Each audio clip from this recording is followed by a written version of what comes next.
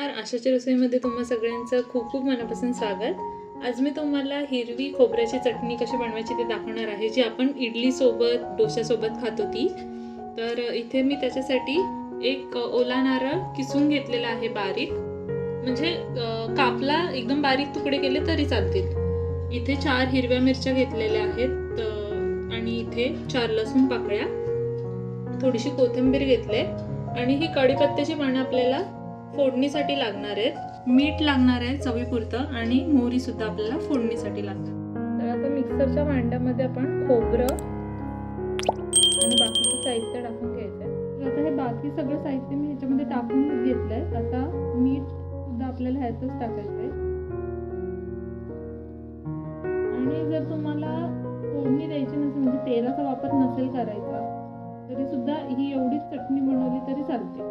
फोडणी नाही घालायची असेल तर मग आपण कढीपत्ता सुद्धा मग ह्याच्यातच टाकायला लागतो। आता आपल्याला पाणी घ्यायचंय। इथे मी 1 वाटी पाणी घेतलं, आता एक छोटी वाटी पिसून घेऊ त्याला।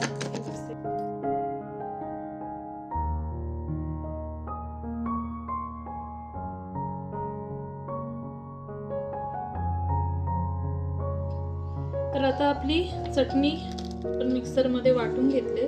किती भरपूर होते नाश्त्यासाठी, एका म्हणजे 5 माणसांच्या फॅमिलीसाठी सुद्धा पुरेशी आहे। तर ह्याला आपण आता फोडणी देऊया। तर आता इथे तडका पॅन मध्ये आपण तेल टाकायचं आहे थोडंसं, त्यातच मोहरी टाकून घ्यायची आधी।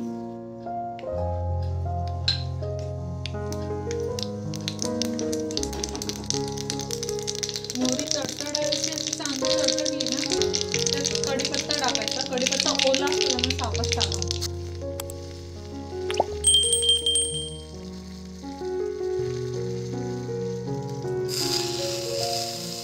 लगेच झाकण ठेवायचं त्याच्यावरती, म्हणजे तो सुगंध राहतो तसाच फोडणीचा। तर आता आपली ही खोबऱ्याची चटणी तयार आहे। बघा किती मस्त दिसते ती, छान कलर सुद्धा आलाय। आता ही फोडणी आहे ना, ही ह्याच्यामध्ये पूर्णपणे मिक्स करायची की आपली ही चटणी तयार आहे। तुम्ही कधीही बनवू शकता, खूप उत्तम म्हणजे उत्तम बनते आणि सगळ्यांना आवडते।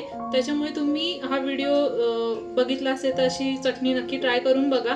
कशी झाली ते आम्हाला कळवायला विसरू नका। व्हिडिओ आवडला असेल तर व्हिडिओला लाईक करा, शेअर करा, चॅनलला सबस्क्राईब करा। व्हिडिओ शेवटपर्यंत पाहिलात त्यासाठी धन्यवाद।